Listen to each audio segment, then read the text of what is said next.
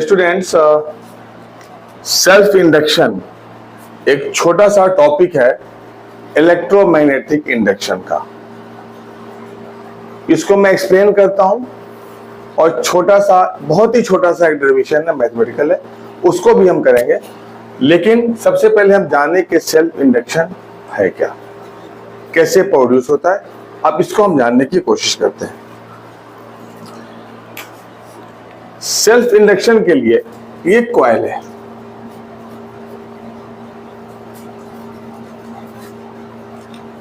इस कॉइल को हमने यहां पे एक बैटरी, डीसी बैटरी से हमने जोड़ दिया और ये स्विच है, ये हमारा बैटरी है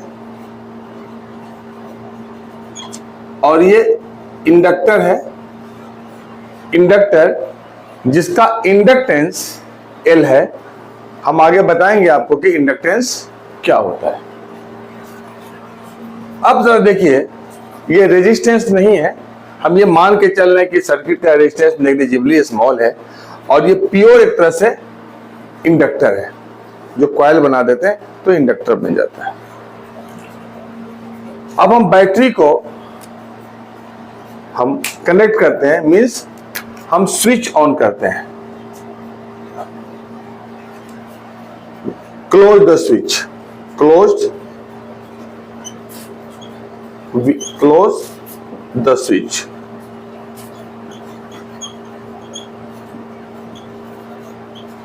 स्विच को हमने क्लोज किया तो बैटरी से, जब स्विच को हम क्लोज करेंगे तो बैटरी से करंट निकलेगा।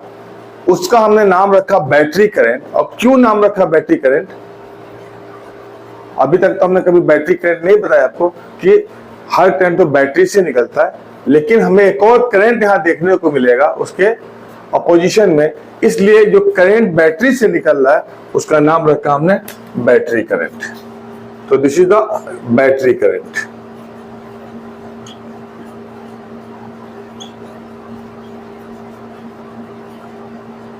इसका नाम रखा हमने आई। अब एक सवाल का जवाब मैं चाहता हूं, आप बताएं। ये तो डीसी करंट है, इसका मैग्नीट्यूड फिक्स होता है। अगर 5 एम्पियर, 2 एम्पियर, 3 एम्पियर, क्लियर। लेकिन एक चीज, जब हम स्विच ऑन करेंगे, अब मान लो 0 से, अगर आप 0 से 5 एम्पियर तक जाना है, 0 से 5 एम्पियर, अगर करंट जब जैसे स्विच ऑन करेंगे, ऑफ है तो क्या होगा? 0। जैसे स्विच ऑन करेंगे तो 0 से 5 तक पहुंचा। तो डेफिनेटली 0 से 5 के बीच में 1 ampere, 2 ampere, 3 ampere, 4 ampere, 5 ampere है। ऑल्दो ये डीसी करंट है, लेकिन करंट को राइज करने में 0 to 5 तक कुछ तो टाइम लगेगा। ये और बात है कि हम उसे फील नहीं कर सकते, लेकिन जो मशीन, जो इलेक्ट्रॉनिक जो डिवाइसेज है, वो नैनो और पिको सेकंड तक, माइक्रो सेकंड तक पढ़ लेते हैं। तो 0 से 5 तक टाइम जरूर लगेगा, विदाउट टाइम 0 से 5। अब 0 से 5 को हटा के हमने एक वर्ड इस्तेमाल कर दिया, alphabet, that is the 0 to I। तो 0 से I तक राइज करने के लिए कुछ ना कुछ टाइम चाहिए। इसका मतलब है कि जब हमें ये मालूम है, जब अगर कोई भी करंट फ्लो करता है तो एक मैग्नेटिक फील्ड सेटअप होता है। लेकिन 0 से लेके 5 तक या 0 से लेके I तक जब करंट राइज कर रहा है तो इसका मतलब है कि मैग्नेटिक फील्ड चेंज होगा। और जब मैग्नेटिक फील्ड चेंज होगा तो इलेक्ट्रिक फ्लक्स भी चेंज होगा। तो याद रखिएगा, 0 to I magnetic field changes, magnetic field changes, हमारा मैग्नेटिक फील्ड चेंज करेगा। 10 मैग्नेटिक फ्लक्स चेंजेस। तो मैग्नेटिक फ्लक्स जो है हमारा चेंज कर जाएगा। बस ये आपको याद है, बहुत ही शॉर्ट टाइम के लिए होता है। उसके बाद करंट जो है कांस्टेंट हो जाता है और फिर कोई भी फ्लक्स हमारा चेंज नहीं होता है। तो उतने शॉर्ट टाइम के लिए जब मैग्नेटिक फ्लक्स चेंज होता है तो इस इंडक्टर में इंड्यूस ईएमएफ प्रोड्यूस होता है, इंड्यूस ईएमएफ बहुत कम टाइम के लिए, इंड्यूस ईएमएफ और बैकवर्ड ईएमएफ, बैकवर्ड ईएमएफ। अब सवाल है कि बैकवर्ड ईएमएफ क्यों कहते हैं? ये बैटरी करंट का डायरेक्शन है, तो ये होगा इंड्यूस करंट। ये इंड्यूस करंट का डायरेक्शन ये होगा, इंड्यूस करंट। हम ऐसे कर देते हैं, इंड्यूस करंट का डायरेक्शन ये होगा, इंड्यूस करंट, इंड्यूस करंट। अब जो बैटरी करंट है और बहुत ही कम नैनो पिको सेकंड के लिए जो इंड्यूस करंट प्रोड्यूस हो रहा है बैकवर्ड ईएमएफ या इंड्यूस ईएमएफ की वजह से, तो जो करंट राइज कर रहा है 0 to 5 वो डिले हो जाएगा। तो rise of current delays, rise of current delays.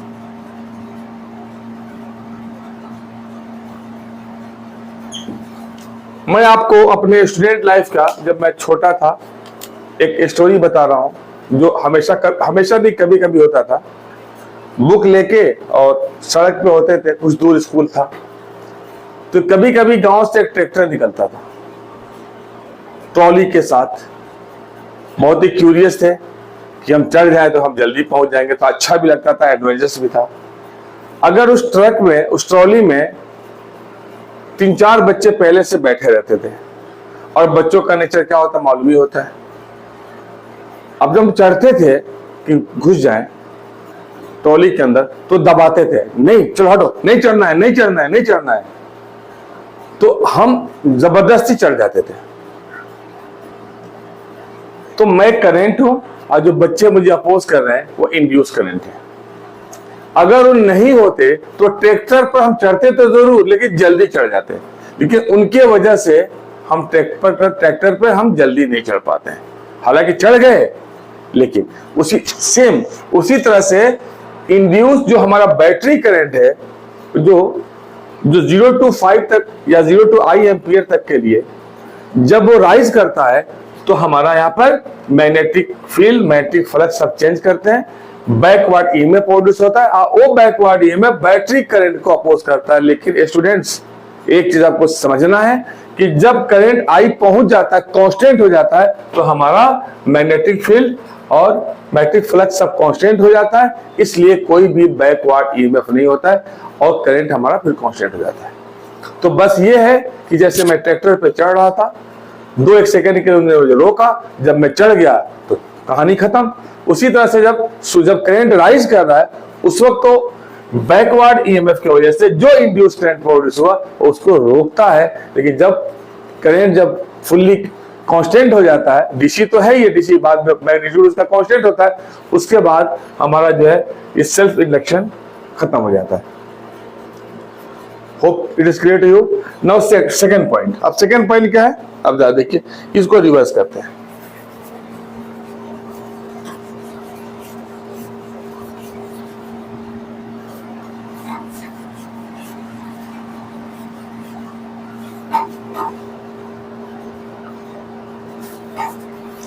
अब हमने क्या किया, अब स्विच बंद कर रहे हैं, स्विच को बंद कर रहे हैं, ओपन कर रहे हैं। यहाँ पे ये हमारा ये, अब देखिए स्विच ओपन,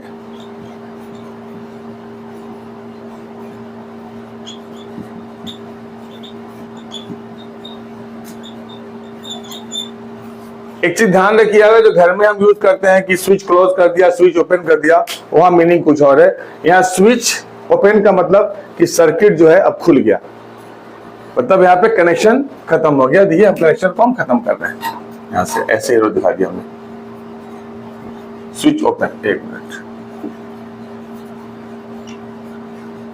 स्विच ओपन, पहले हमने क्लोज किया था, अब इसको हम स्विच को ओपन कर रहे हैं, गैप बना दिया हमने, ओपन कर दिया, ऑफ करने जा रहे हैं। अब इस कंडीशन में जो करंट है वो 5 से 0 पे आएगा, करंट कहां से आएगा 5 to 0, क्योंकि 5 पे था और करंट 0 पे आएगा, या हम कह सकते हैं कि I से लेके 0 तक आएगा। सेम वही कहानी, जब करंट डाउन जाएगा तो उस कंडीशन में I से 0 सडन नहीं पहुंचेगा, टाइम तो लगेगा, नैनो लगे, पिको लगे या माइक्रो सेकेंड लगे। उस केस में भी मैग्नेटिक फील्ड चेंज होगा और फ्लक्स भी चेंज होगा। अब जब फ्लक्स चेंज होगा तो फिर इंड्यूस ईएमएफ और backward induce EMF and backward EMF produce होगा इस केस में भी। लेकिन यहां पे क्या है, करंट का जो डायरेक्शन है वो बैटरी करंट को सपोर्ट करेगा, बैटरी करंट को सपोर्ट करेगा। तो सपोर्ट करेगा तो क्या होगा, राइज ऑफ करंट डिलेज,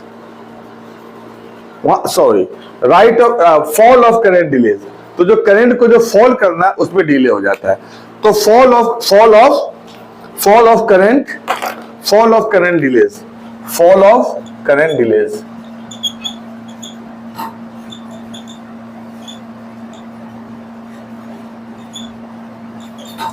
अब जरा समझिए इसको, फिर वही ट्रैक्टर की कहानी, और ये मेरे साथ बीत चुकी है, कई बार होता था। स्कूल नजदीक आ गया, अब उतरना चाह रहे हैं, बड़े बच्चे हैं, नोटी बॉय हैं, अब कह रहे हैं नहीं उतरना है। वो मुझे आगे तक ड्रैग करके ले जाना चाहते हैं, क्योंकि मेरा स्कूल छूट जाए या स्कूल देर से पहुंचूं तो मेरी पिटाई हो स्कूल में। अब जो बच्चे हमें रोक रहे हैं वो बैकवर्ड ईएमएफ है, हम उतरना चाहते हैं, तो उस बैकवर्ड ईएमएफ की वजह से जो करंट प्रोड्यूस हो रहा है वो हमारा इंड्यूस करंट है। अब मैं करंट हूं, तो मैं डाउन होना चाहता हूं, वो कहते हैं नहीं उतरना है, वो मुझे खींच रहे हैं। तो जिसकी वजह से मैं 5 सेकंड में डाउन होना चाहिए था, अब मैं 7 सेकंड में डाउन हो रहा हूं। तो जो करंट का जो डाउन होना है, फॉल ऑफ करंट डिलेज। इसका मतलब है कि जब हम सर्किट को हम क्लोज करते हैं और जब करंट रन करने लगता है, उस केस में राइज ऑफ करंट डिले हो जाता है।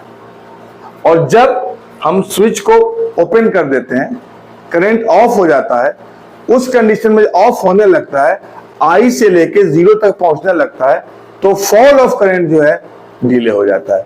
ये पूरा का पूरा हमारा सेल्फ इंडक्शन है। क्लियर? अब एक और टॉपिक में बात है, इसी टॉपिक से रिलेटेड है, आगे हम चलते हैं।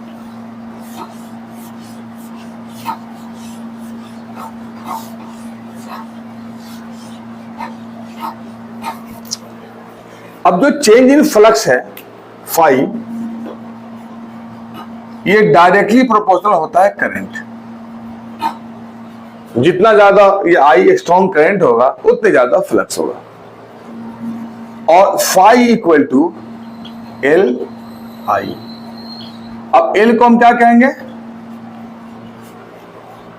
एल को कहते हैं सेल्फ इंडक्शन।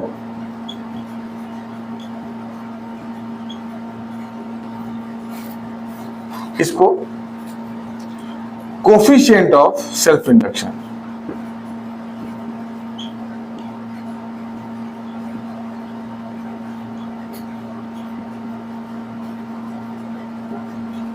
या दूसरा नाम क्या होता है, सेल्फ इंडक्टेंस। अगर कोफिशिएंट लगाएंगे तो सेल्फ इंडक्शन, अगर कोफिशिएंट नहीं लगाएंगे तो सेल्फ इंडक्शन, सेल्फ इंडक्टेंस। तो बहुत ही क्लियर है, एल क्या है, कोफिशिएंट ऑफ सेल्फ इंडक्शन, और अगर यहां तो इंडक्शन या सेल्फ इंडक्टेंस, और कभी कभी सीधे हम इंडक्टेंस भी बोल देते हैं, तब भी चलता है, इंडक्टेंस भी बोलते हैं, लेकिन ज्यादा ये दो बेटर है, कोफिशिएंट ऑफ सेल्फ इंडक्शन और सेल्फ इंडक्टेंस। तो phi equal to L I. अब सवाल है कि एल को हम कैसे डिफाइन करेंगे, हाउ कैन डिफाइन एल।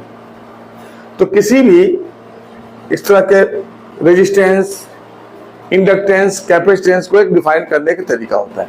हम एक काम करते हैं, यहां पर आई को कहते हैं आई इक्वल टू यूनिट, मतलब 1। आई कितना है, 1 है, तो फाई कितना हो जाएगा, L into 1, and phi equal to L. अब जरा देखिए, सेल्फ इंडक्टेंस मैग्नेटिक फ्लक्स के बराबर है। कब? जब करंट यूनिट हो। अगर करंट 1 हो तब। तो हम कैसे डिफाइन करेंगे इसको?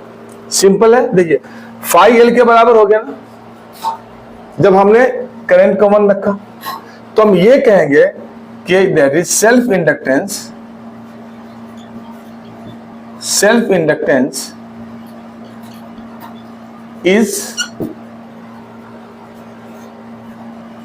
is magnetic flux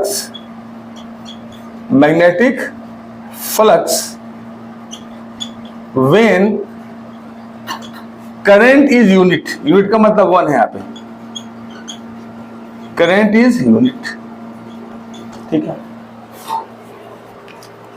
one more thing, अब what is the unit of L? L की यूनिट क्या है? यूनिट ऑफ L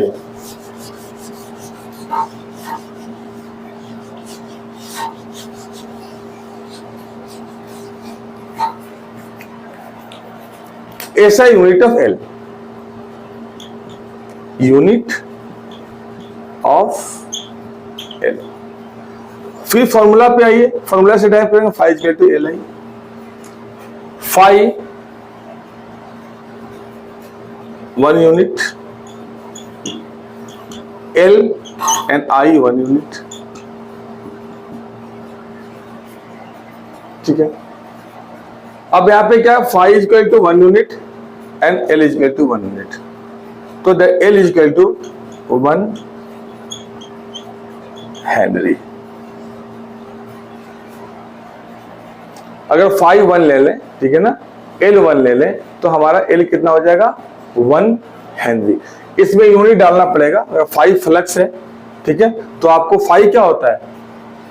फाई का वेबर पर मीटर स्क्वायर, मतलब अगर फाई ले ले 1 वेबर पर मीटर स्क्वायर।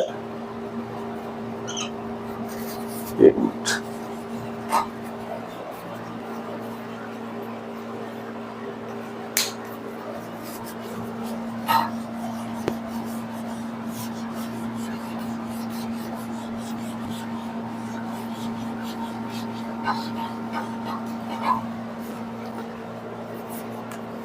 मतलब 1 यूनिट, तो फाई क्या होता है? 1 वेबर। L रहने दीजिए एंड 1 यूनिट करंट 1 एम्पियर, मतलब 1 weber upon 1 ampere and that is the 1 Henry.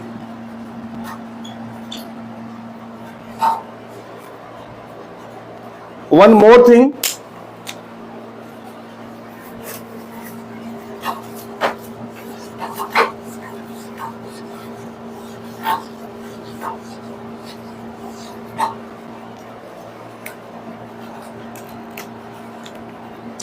you know that E equal to minus di by dt।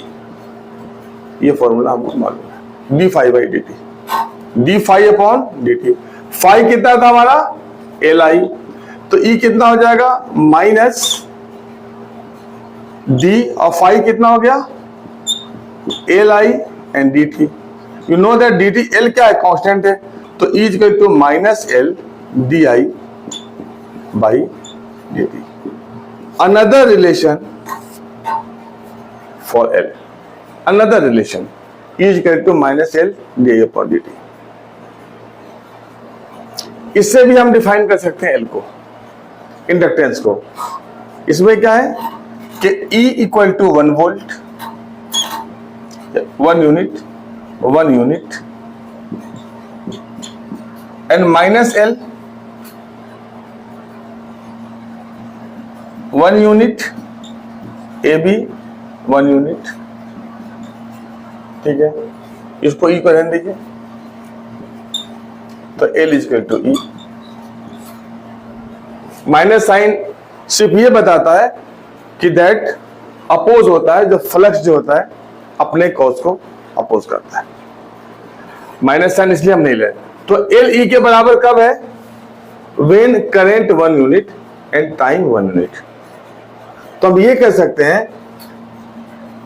कि self inductance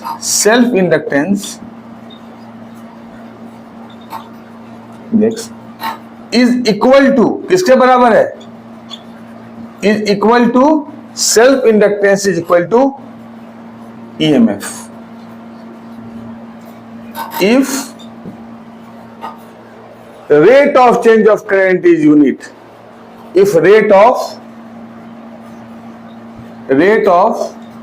change of current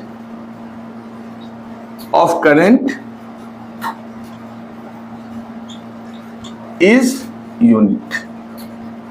clear है कि self inductance is equal to EMF if the rate of change of current is unit. हमने mathematically भी दिखा दिया और इस तरीके से भी हमने लैंग्वेज में भी दिखा दिया। अब जरा देखते हैं इसकी यूनिट क्या हो सकती है। चलिए,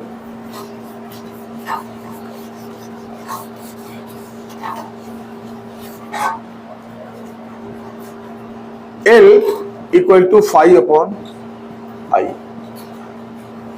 5 को क्या कहते हैं? BA upon I। अब एक फॉर्मूला पे आइए, Lorentz metric for F equal to Q VB sine theta. तो साइन थीटा को हटा दीजिए, एंगल डायमेंशनल क्वांटिटी है, तो यहाँ पे F upon Q into V equal to B। तो मैट्रिक फील्ड किसके बराबर है? F upon QB। तो हम यहाँ पे B के जगह क्या लिखेंगे? F, और नीचे आ गया Q, ये आ गया B, ये एरिया है और ये करंट I है। फोर्स का डायमेंशन क्या होता है? MLT minus 2। एरिया का डायमेंशन क्या होगा? L square. चार्ज का क्या होता है? अगर Q इक्वल टू IT लिखे हम, IT, तो चार्ज का डायमेंशन क्या होता है? Ampere time. चार्ज क्या होता है? Ampere. Charge fundamental physical quantity नहीं है, और Q इक्वल टू क्या होता है? IT, तो एम्पियर टाइम। मैग्नेटिक फील्ड जहां पे हम ले रहे हैं QB I, 1 minute, this is the V velocity. V कितना हो जाएगा? LT माइनस 1, और I कितना हो जाएगा? I इज द एम्पियर, हमारा ये हो गया। अब देखिए, ये T और ये T हमारा खत्म हो जाएगा, क्योंकि T1 and minus 1 and T to the power 0 and that is the, खत्म हो गया। चलिए,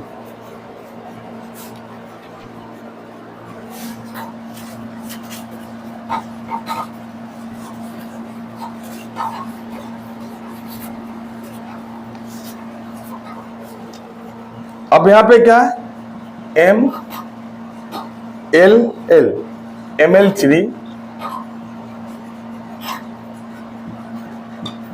T माइनस 2, और यहां पे खत्म हो गया, तो क्या बचा? एक L बचा, यहां पे A बचा, यहां पे A, तो L एंड A स्क्वायर। अब एक A से एक स्क्वायर कट गया, 2 हो जाएगा, तो ML square T minus 2 and A minus 2। This is the dimension of the L। L का डायमेंशन है, this is the ML square T minus 2, ML square T minus 2 and A minus 2। Self induction एक information था, और आपके लिए इस पे numerical कुछ भी आ सकता है, लेकिन थ्योरी पोर्शन के लिए इंफॉर्मेशन सफिशिएंट है, particularly board and competitive exam के लिए। Have a good time students.